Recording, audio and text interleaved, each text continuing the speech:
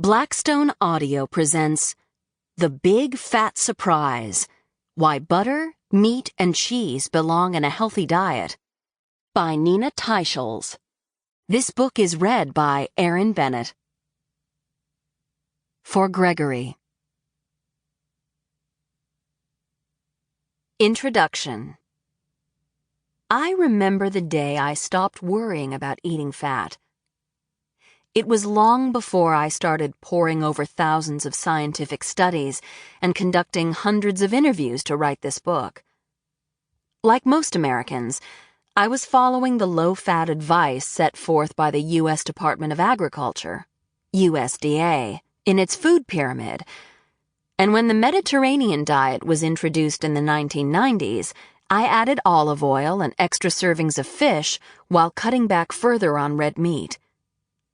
In following these guidelines, I was convinced that I was doing the best I could for my heart and my waistline, since official sources have been telling us for years that the optimal diet emphasizes lean meats, fruits, vegetables, and grains, and that the healthiest fats come from vegetable oils. Avoiding the saturated fats found in animal foods especially seemed like the most obvious measure a person could take for good health. Then, around 2000, I moved to New York City and started writing a restaurant review column for a small paper.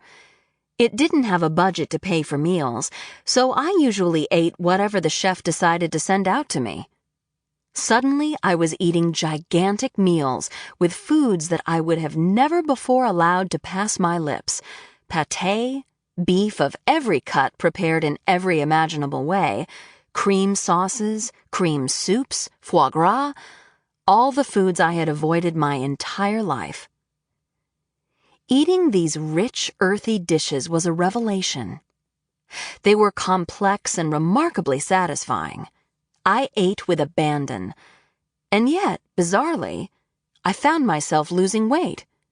In fact, I soon lost the 10 pounds that had dogged me for years, and my doctor told me that my cholesterol numbers were fine. I might have thought no more about it had my editor at Gourmet not asked me to write a story about trans fats, which were little known at the time and certainly nowhere near as notorious as they are today. My article received a good deal of attention and led to a book contract. The deeper I dug into my research, however, the more I became convinced that the story was far larger and more complex than trans fats. Trans fats seemed to be merely the latest scapegoat for the... Sample complete. Ready to continue?